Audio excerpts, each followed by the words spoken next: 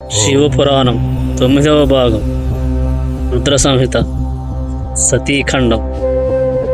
ఓం నమ శివాయ. శ్లోకం. ఆరుపాయోరు రూపాయ పరాయానంత శక్తియే త్రిలోక పతయే సర్వసాక్షినే సర్వగాయ చ నమ ఆత్మ ప్రదీపాయ నిర్వాణ సుఖ సంపదే జ్ఞానాత్మనే నమస్తేనుస్తు వ్యాపకామేశ్వరాయ చ నైష్కర్మ్యేన సులభ్యాయ కైవల్యపతయే నమః. పురుషాయ పరేశాయ నమస్తే సర్వదాయ చ క్షేత్రజ్ఞయాత్మరూపాయ సర్వప్రత్యయ ఏతవే సర్వాధ్యక్షాయ మహాతే మూల ప్రకృతయే నమః. తాత్పర్యం. రూపం లేనివాడు, పెద్ద రూపం గలవాడు, అనంత శక్తిమంతుడు, ముల్లోకములకు ప్రభువు, సర్వసాక్షి, సర్వమును పొంది ఉన్నాడు. ఆత్మరూపుడుగా ఉండి సర్వమును ప్రకాశింపజేయువాడు, మోక్షస్వరూపుడు, ఆనందఘనుడు, జ్ఞానగణుడు, సర్వవ్యాపకుడు, సర్వమునకు ప్రభువు, సర్వకర్మ సన్యాస యోగముచే తేలికగా లభించువాడు, మోక్షమునిచ్చు ప్రభువు, పురుషస్వరూపుడు, సర్వేశ్వరుడు, సర్వము ఇచ్చువాడు, దేహమునందుండే సాక్షి, ఆత్మరూపుడు, మనోవృత్తులన్నింటికీ కారణమైనవాడు, సర్వమునకు అధ్యక్షుడు, సమిష్టి బుద్ధి స్వరూపుడు, మూల ప్రకృతి స్వరూపుడు అగు పరమాత్మకు నమస్కారం. శ్లోకం. త్రినేత్రాయేషు వక్రతాయ సదాభాసయాతే నమః. సర్వేంద్రియాగుణ ద్రష్టే నిష్కారణ నమస్తుతే. త్రిలోకకారణాయథా పవర్గాయ నమో నమః. అపవర్గప్రదాయాసు శరణాగతతారేణే సర్వాంనయాగమానం బోధదమే పమేష్టినే. పరాయణాయ భక్తానాం గుణాంచ నమోస్తుతే. నమో గుణారనిచ్చన్న చిదుష్మాయ మహేశ్వర. మూఢ దుష్ప్రాప రూపాయ జ్ఞాని రుద్వాసినే సదా. తాత్పర్యం. మూడు నేత్రములు గలవాడు, ఎల్లప్పుడూ ప్రకాశించువాడు, ఇంద్రియ గుణములన్నింటికీ సాక్షి, కారణం లేనివాడు, ముల్లోకాలకు కారణమైనవాడు, మోక్షస్వరూపుడు, శీఘ్రముగా మోక్షమునిచ్చువాడు, శరణాగత రక్షకుడు, సర్వవేద శాస్త్రములకు పెన్నిది, పరమేష్టి భక్తులకు పొందదగిన సర్వశ్రేష్టమైనవాడు, సర్వ సద్గుణనిధి, త్రిగుణములనే అరణిచే దాచి ఉంచబడిన చిద్ఘనుడు, మహేశ్వరుడు, మూర్ఖులకు అందనివాడు, జ్ఞానుల హృదయాలలో నిత్య నివాసి అయిన శివునకు నమస్కారం. శ్లోకం. పశుపాశాయ విమోక్షాయ భక్త సమ్మక్తి దాయ చ స్వప్రకాశాయ నిత్యయాన్ వ్యాయాజస్రసవింవిదే ప్రత్యగ్రద్రష్ట్రేన్ వికారాయ పరమైశ్వర్యధారణే యం భజంతి చతుర్వర్గం కామయంతిష్ట సద్గతిం సోన్భూత కరుణస్త్వం నః ప్రసన్నో భవతే నమః. ఏకాంతీనః కంచనార్థం భక్తా వాంఛంతి యస్య న కేవలం చరితం తే గాయంతి పరమంగళం అక్షరం పరమం బ్రహ్మ తమవ్యక్తాకృతిం విభూం. ఆధ్యాత్మయోగగమ్యం త్వాం పరిపూర్ణం స్తుము వయం అతీంద్రియ మనాధారం సర్వాధార మహేతుకం అనంతమాద్యం సూక్ష్మం త్వాం ప్రణమామోన్ కిలేశ్వరం. తాత్పర్యం: జీవుల బంధమును పోగొట్టేవాడు, భక్తులకు సద్రూపమగు ముక్తినిచ్చే వాడు, స్వప్రకాశుడు, నిత్యుడు, నాశనము లేనివాడు, జ్ఞానగణుడు, ప్రత్యేగాత్మరూపుడుగా ఉండి సర్వమును చూచేవాడు, అవికారుడు, పరమైశ్వర్యమును ధరించి ఉన్నవాడు అగు పరమాత్మకు నమస్కారము. నిన్ను సేవించే వారికి ధర్మార్థకామ మోక్షములు మరియు కోరిన సద్గతి లభిస్తుంది. అట్టి నువ్వు మా యందు దయను చూపు, మాపై ప్రసన్నతను చూపు. నీకు నమస్కారము. నీ ఏకాంత భక్తులు ఏ వస్తువునైనను కోరరు. పరమమంగళమైన నీ చరిత్రను మాత్రమే గానం చేస్తారు. అక్షర పరబ్రహ్మ అవ్యక్త స్వరూపుడు, సర్వవ్యాపి, ఆధ్యాత్మ యోగంచే పొందబడు వాడు పరిపూర్ణుడు, ఇంద్రియాలకు గోచరం కానివాడు, ఆధారం లేనివాడు, అన్నింటికీ ఆధారమైన వాడు, కారణము లేనివాడు అయిన నిన్ను మేము స్తుతిస్తున్నాం. అనంతుడు, అద్యుడు, ఇంద్రియ జ్ఞానానికి అందనివాడు, సర్వేశ్వరుడు అయిన నీకు నమస్కారం. శ్లోకం: హర్యాదయోన్కిల దేవ తథా లోకాచారశ్చరః నామరూప విభేదేన స్వల్ఘ్వచ కలయా కృతాః యథార్చిషోన్నే ఘ్నేస వితుర్యాంతి నిర్యాంతి చాసకృత్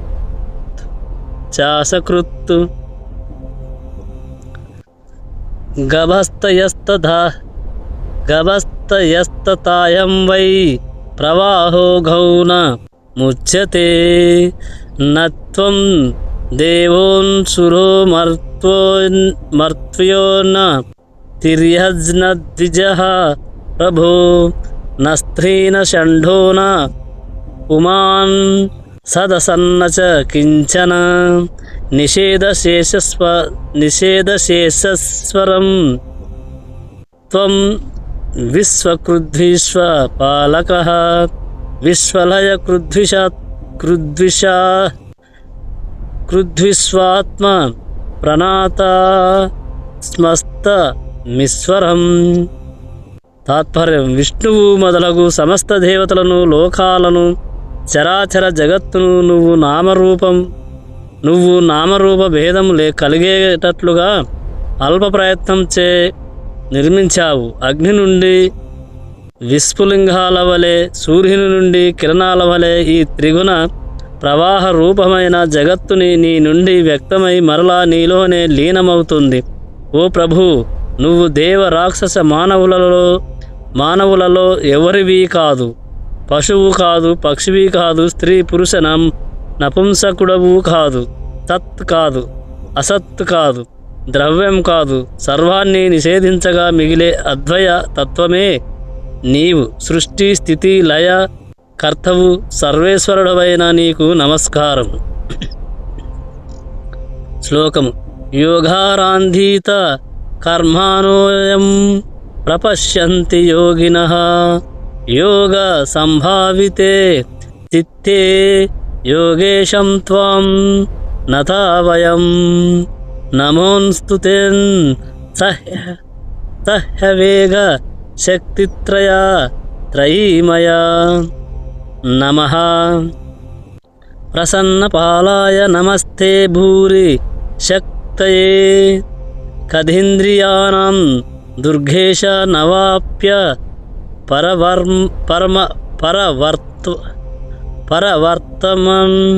పరవర్తమనే భక్తోద్ధార రథాయథా నమస్తే గూఢ వర్చసే యచ్చాక్త్యహం ధియాత్మానం హతం వేదన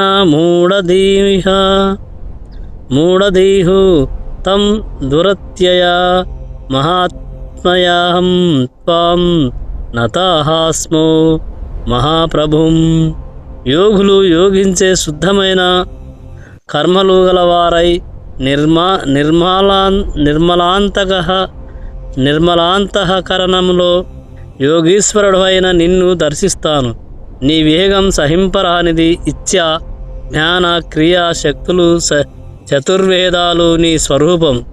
శరణన్న వారిని రక్షించువాడు అనంత శక్తిమంతుడు అగు నీకు నమస్కారం. ఇంద్రియ నిగ్రహం లేని వారికి పొంద శక్యం కాని జ్ఞాన మార్గం నీది. భక్తోద్ధారకుడవు. నీ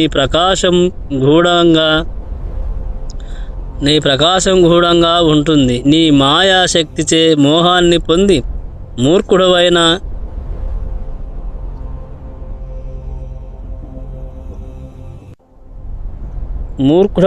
నీ మహిమను, నా అసమర్థతను తెలుసుకోలేకపోయా.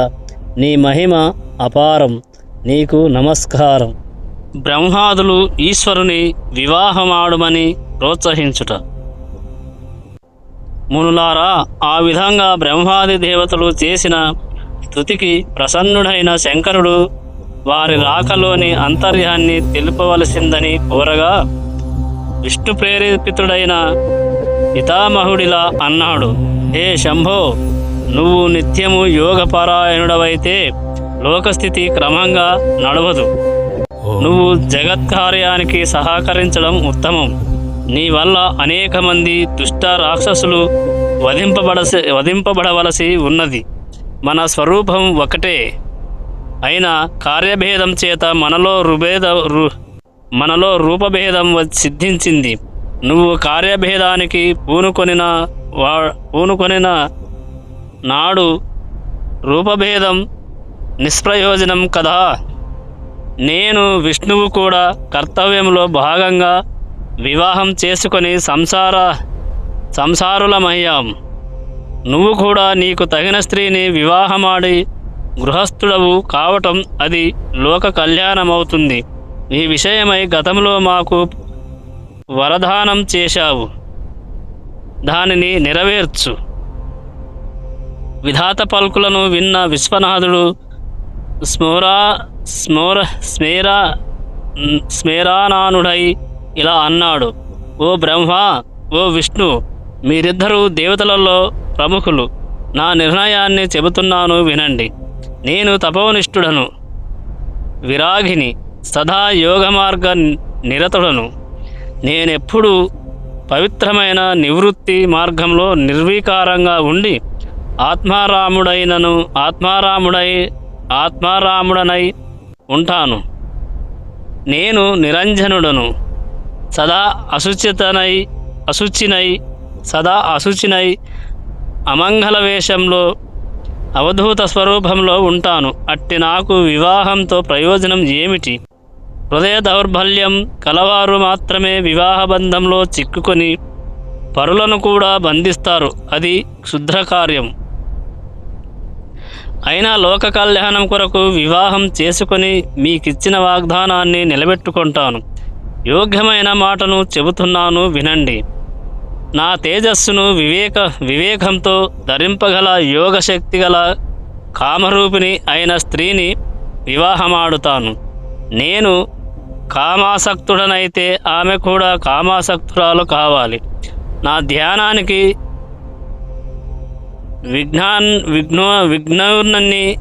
విఘ్నుని కలిగించే స్త్రీ నాచే హతురాలవుతుంది. నా మాట యందు విశ్వాసాన్ని కోల్పోయిన నాడు నేనేమోను పరిత్యజిస్తాను.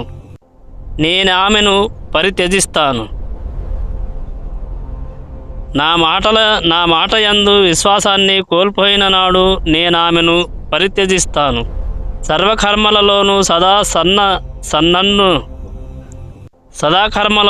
సదా నన్ను అనుసరించి ఉండగలిగే భార్యను నాకు చూపించండి. ఆ మాటలను విన్న బ్రహ్మ విష్ణువులు మనస్సులో ఆనందించి వినమ్రంగా ఇలా అన్నారు. హే ప్రభు, నువ్వు ఎలాంటి స్త్రీని కోరావో సరిగ్గా అవే శుభ లక్షణాలు గల మంగళాంగిని నీకు నివేదించటానికి మేము చాలా సంతోషిస్తున్నాం. ఉమాదేవి, లక్ష్మీ, సరస్వతి రూపాలను ధరించి విష్ణువుకు నాకు అర్ధాంగి అయ్యింది. ఆమె ఇప్పుడు సతీదేవిగా దక్ష కుమార్తె అయి ఆవిర్భవించి నిన్ను భర్తగా పొందగోరి దృఢ వ్రతయై తపస్సు చేస్తున్నది. శంకర, ఆమెకు తపస్సిద్ధిని కలగజేసి ఆమె మనోరథాన్ని నెరవేర్చి లోకాలకు పరమమంగళాన్ని చేకూర్చు. మీరిద్దరూ ఆది దంపతులగుదురు గాక. అప్పుడు బుద్ధిశాలి అయిన విష్ణువు కూడా, శంకర, బ్రహ్మ చెప్పిన మాటలను నా మాటలుగానే నెరవేర్చి ముల్లోకాలను కృపాదృష్టితో సనాథులుగా చేయండి అని విన్నవించగానే తదాస్తు అని పలికి శంకరుడు అదృశ్యమయ్యాడు. తక్కిన వారు యథాస్థానాలకు చేరుకున్నారు. ఇక అక్కడ దక్షుని గేహంలో సతీదేవి ఎదుట శంకర సాక్షాత్కారం. సతీదేవి ఆశ్వయుజ శుక్ల అష్టమి నాడు ఉపవసించి ఈశ్వరుని భక్తితో పూజించి నందావ్రతాన్ని పూర్తి చేసింది. నవమి నాడు ఆమె ధ్యానమగ్నురాలై ఉండగా శంకరుడు ప్రత్యక్షమయ్యాడు. ఎదుట సర్వాంగ సుందరుడు, పంచవక్ృతుడు, త్రిలోకచనుడు, శితికంఠుడు, చతుర్భుజుడు, మందాకిని శోభితుడు అయిన శివుణ్ణి దర్శించి సిగ్గుతో శిరసు వంచి ఆయన పాదాలకు నమస్కరించింది. ఆమె మనోగత అభిప్రాయాన్ని ఎరిగిన వాడై కేవలము ఆమె కోమల కంఠ స్వరాన్ని వినాలనే ఇచ్చతో శంకరుడు, ఓ దక్షపుత్రి, నీ వ్రతానికి సంతోషించాను, వరాన్ని కోరుకో అన్నాడు. భక్తవత్సలుడైన శంకరుని పలుకులకు ప్రేమ మగ్నురాలైన సతీ లజ్జచే మాట్లాడలేకపోయింది. తరుణేందు మౌలి త్వరపెట్టగా తనను తాను నియంత్రించుకొని, ఓ వరదా, నీకిష్టమైన అనివారకమైన వరాన్ని ఇయ్యి అని సతీ కోరింది. వెంటనే వృషభ ధ్వజుడు వాక్యం పూర్తి కాకుండానే, నువ్వు నా భార్యవు కా అన్నాడు. తన అభీష్టం నెరవేరినందుకు అతిశయించిన ఆనందంతో సతీ మాటలాడలేక సుకుమార హావభావాలతో తన సంతోషాన్ని ప్రకటించింది.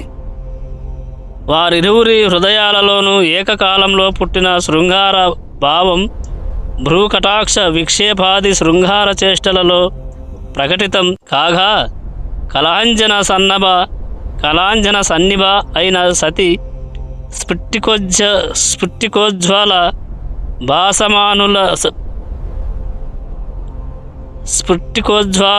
భాసమానుడైన శంకరుని సమీపంలో చంద్రుని చెంత నీలమేఘంలా తోచింది. విఘ్నురాలైన సతీ ఎట్టకేలకు ధైర్యం తెచ్చుకొని, ప్రభు, తల్లిదండ్రుల అనుమతితో శాస్త్రోక్తంగా నన్ను వివాహమాడి స్వీకరించండి అంది. మహేశ్వరుడు అట్లే అగుగాక అని పలికి సతిని విడవలేక వెనుదిరిగి చూస్తూ హిమాలయ ప్రాంత తన ఆశ్రమానికి వెళ్ళాడు. సతి కూడా శంకరుని ఆజ్ఞను పొంది తల్లి వద్దకు వెళ్ళింది. శంకరుడు నిజాశ్రమానికి చేరి ధ్యానమగ్నుడయ్యాడు. కానీ దక్షాయని విరహంచే ధ్యానం కుదరటం లేదు. వెంటనే పితామహుణ్ణి స్మరించాడు. సరస్వతీ సహితుడై చతుర్ముఖుడు ప్రత్యక్షమయ్యాడు. ఆయనను చూడగానే నిరుపేదకు నిధి దొరికినంత ఉల్లాసంగా ఉబ్బి తబ్బిబ్బై ఇలా అన్నాడు శంభుడు, హే బ్రహ్మాన్, నేను సతిని వివాహమాడగోరి స్వార్థ పరుడనయ్యాను. స్వార్థ చింతనయే నా స్వభావం అన్నట్లు ప్రపంచం అంతా స్వార్థం మీదే నడుస్తుందన్నట్లు వెంటనే పితామహుణ్ణి స్మరించాడు. సరస్వతీ సహితుడై చతుర్ముఖుడు ప్రత్యక్షమయ్యాడు. ఆయనను చూడగానే నిరుపేదకు నిధి దొరికినంత ఉల్లాసంతో ఉబ్బి తబ్బిబ్బై ఇలా అన్నాడు శంభుడు, హే బ్రహ్మన్, నేను సతిని వివాహమాడగోరి స్వార్థపరుడనయ్యాను. స్వార్థ చింతనయే నా స్వభావమన్నట్లు ప్రపంచమంతా స్వార్థం మీదే నడుస్తుందన్నట్లు అనిపిస్తుందిప్పుడు. నాకు వెంటనే దక్షిణి ఇంటికి వెళ్ళు. సతిని నాకిచ్చి పాణిగ్రహణం జరిపేటట్లు అతన్ని ఒప్పించు. సర్వవిద్యా విశారదుడవైన నువ్వు ఈ సతీ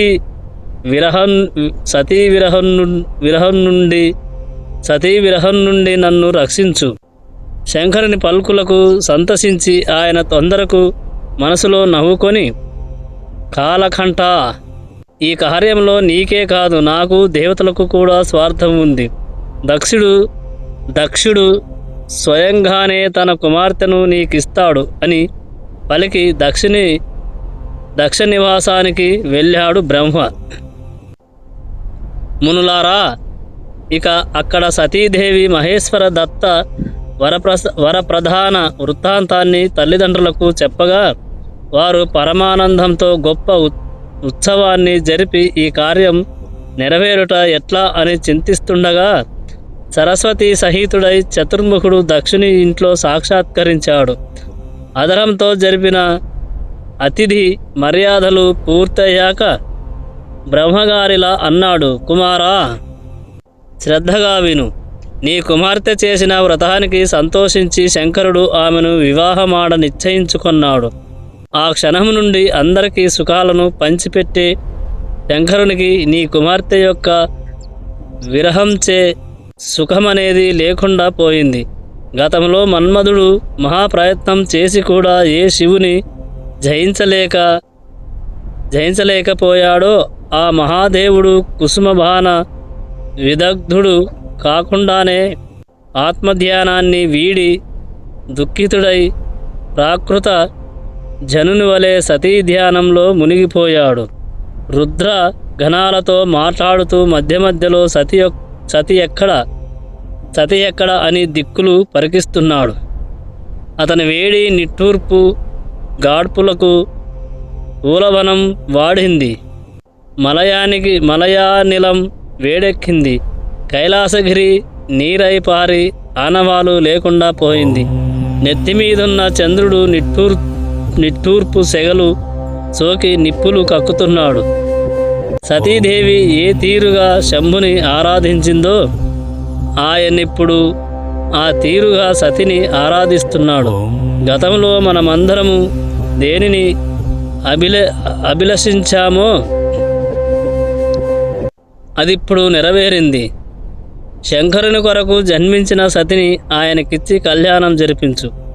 అది లోక కళ్యాణం అవుతుంది. ఆలస్యం చేయకు. కృతకృత్యుడవు కా నేను నారదుని ద్వారా కన్యాభిక్షను కోరి ఆయనను నీ ఇంటికి రప్పిస్తాను. వాణీపతి హితోపదేశానికి సరే అన్నాడు దక్షుడు. అందరూ తదనంతర కర్తవ్యంలో నిమగ్నమయ్యారు. సతీ కళ్యాణం.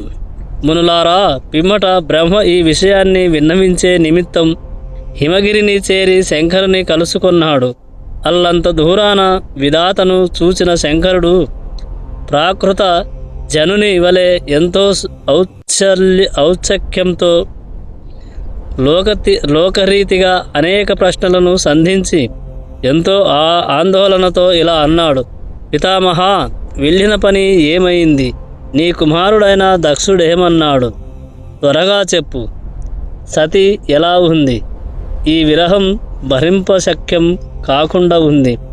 లోకంలో అందరి దుఃఖం నన్ను పట్టుకొని పీడిస్తున్నట్లుంది. శంకరుని వేగిరపాటుకు జాలిని పొంది అంతర్యంలో ఆనందించి ఇలా అన్నాడు కమలాసనుడు,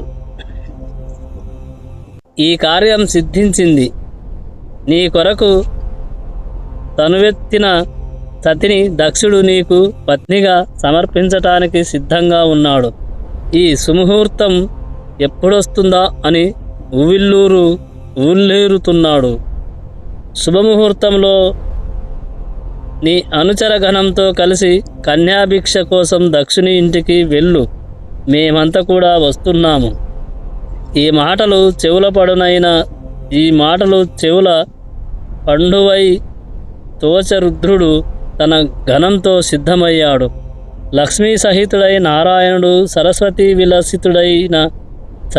విలసితుడైన బ్రహ్మ, నారదుడు, మారీచ్యాది ఋషులు, ప్రజాపతులు, సకల దేవతా సమూహం ఉత్సాహంతో తన్ననుసరింప రుద్రగణంతో కూడి చైత్రశుక్ల త్రయోదశి ఉత్తర నక్షత్ర యుక్త ఆదివారం నాడు మహాకోలాహలంగా కన్యావరణ నిమిత్తం బయలుదేరాడు. రుద్రుడు దక్షగృహాన్ని చేరారు. వారందరి రాకను ఎరిగిన దక్షుడు గగుర్పాటుతో ఎదురేగి సత్కరించి శివుణ్ణి ఉచితాసనాసీనుణ్ణి చేసి తక్కిన వారికి కూడా యథోచిత మర్యాదలను జరిపి అందరినీ పూజించాడు. తదనంతరం అందరినీ సంప్రదించి దక్షుడు ప్రీతుడై తండ్రి ఈ పాణిగ్రహాన్ని మీరే జరిపించండి అని కోరగా వేదోక్తంగా కార్యాన్ని నిర్వర్తించాడు బ్రహ్మ. వృషభధ్వజుడు యథావిధిగా వివాహ కర్మను అనుష్ఠించి దక్షాయని పాణిగ్రహణాన్ని చేశాడు. సప్తఋషులు స్వస్తి వాచకాలను పఠింపగా, గంధర్వులు పాడగా, అప్సరసలాడగా అఖిలజన లోచనోత్సవంగా సతీశంకరుల కళ్యాణోత్సవం సాగింది. దక్షుడు కృతార్థుడయ్యాడు. ఉమాపరమేశ్వరులు ప్రసన్నులయ్యారు. సతీ కళ్యాణం శివలీల. ఋషులారా, అటు పిమ్మట జరిగిన అద్భుత వృత్తాంతాన్ని చెబుతున్నాను వినండి. కన్యాదాన సమయంలో దక్షుడు శివునకు అనేక వస్తువులను సారెగా ఇచ్చి బ్రాహ్మణులకు భూరి సత్కారాలను పంచిపెట్టి, అప్పుడు విష్ణువు లక్ష్మీ సహితుడై శివుని వద్దకు వచ్చి అంజలి ఘటించి వినయంగా ఇలా అన్నాడు: మహాదేవా, కరుణా సముద్ర, ఈ జగత్తుకు నీవు తండ్రివి, సతీ తల్లి. శిష్టరక్షణ దుష్ట శిక్షణ కొరకే మీరు అవతరిస్తారని సనాతనమైన వేదం అంటున్నది. ఈ సతిని ఎవరైతే అభిలాషతో చూస్తారో వారిని సంహరించు. ఇది నా విన్నపం. పాణిగ్రహణానంతరం బ్రహ్మ ఆది దంపతులచే అగ్నికార్యం జరిపించి ప్రదక్షిణం చేయించాడు. మునులారా, ఆ సమయంలో సతీదేవి చీర తొలగి లక్షరాంజితము, కుసుమ కోమలము, అలంకార శోభితము, నక్షత్ర శోభాయుత, నఖమండితము అయిన పాదద్వయం కనిపించింది. సకల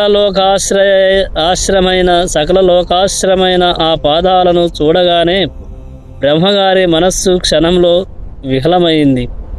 హర్షంతో ఉత్కంఠతో శివమాయ మోహితుడై తదేక దీక్షతో వాటి వైపే చూచాడు.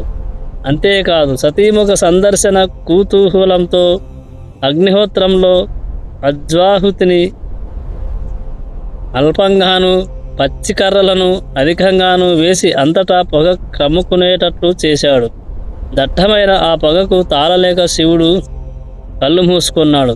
అదే సమయంలో సతీదేవి కూడా మేలి ముసుగును తొలగించి అరవిందాల వంటి హస్తాలతో కళ్ళు మూసుకుంది. అదే అదనుగా బ్రహ్మగారు కాంక్షను అణుచుకోలేక ధైర్యంతో వంచిన తలను పైకెత్తి సాఖిలాసుడై సతీముఖ సందర్శనం చేశాడు. నిగ్రహాన్ని కోల్పోయాడు. వెంటనే మంచు ముద్దవలే 4 బిందువుల పరిమాణం గల శుక్రం జారి పడింది. విస్మతుడై శంకతో అన్యులకు గోచరం కాకుండా దానిని కప్పేశాడు. భగవానుడైన శంకరుడు దివ్య దృష్టిచే దానిని తెలుసుకొని బ్రహ్మ యొక్క జుగుప్సిత కర్మను గురించి శూలంతో ఆయనను శిక్షింపబోయాడు.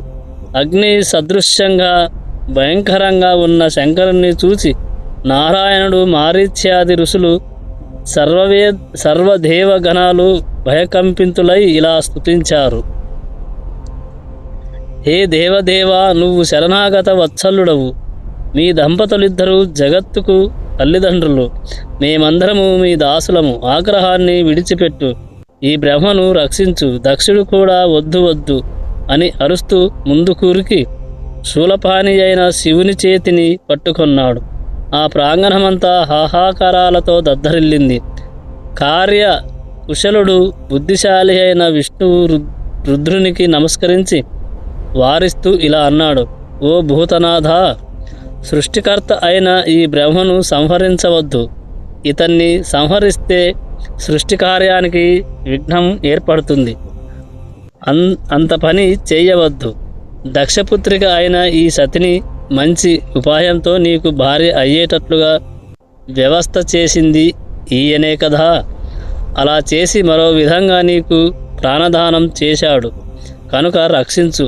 అయినా రుద్రుని కోపం చల్లారలేదు. పూర్వం నువ్వు చేసిన విన్నపాన్ని మన్నించాను. దాన్నిప్పుడు నెరవేరుస్తాను. మరో సృష్టికర్తను సృష్టిస్తాను అంటూ నిశిత త్రిశూలాన్ని త్రిప్పాడు. అప్పుడు చిరునవ్వుతో వివేకశీలి అయిన విష్ణువు సమయోచితంగా ఇలా అన్నాడు: పరమపురుష, ప్రతిజ్ఞాపాలన యుక్తమే కాని ఎవరిని వధిస్తావు? ఈ పితామహుడు నీ నుండి ఆవిర్భవించిన నీ స్వరూపమే గదా. నిన్ను నీవే చంపుకుంటావా? ఆత్మహత్య మహాపాపం గదా. ధార్మికమైన విష్ణు పలుకులకు పరమేశ్వరుడు ప్రసన్నుడై తన ప్రయత్నాన్ని విరమించుకున్నాడు. సతీ సహితుడై శివుడు కైలాసానికి ఎగుట. మునులారా, ప్రసన్నుడైన పరమేశ్వరుని దర్శించి సర్వులు నిర్భయులై సుఖులయ్యారు. విధాత కూడా తేరుకొని, శంకరా, ఈ పాపశుద్ధి నిమిత్తం ప్రాయశ్చిత్తాన్ని చెప్పవలసింది అని వేడగా ఈశ్వరుడిలా అన్నాడు: పితామహ, భయాన్ని విడిచి నీ తలను నీ చేతితో స్పృశించు. బ్రహ్మ అలానే చేశాడు. వెంటనే అక్కడ వృషభవాహనుడైన శివుని రూపం గోచరించింది. కమలాసనుడు సిగ్గుపడ్డాడు. అప్పుడు సుప్రసన్నుడైన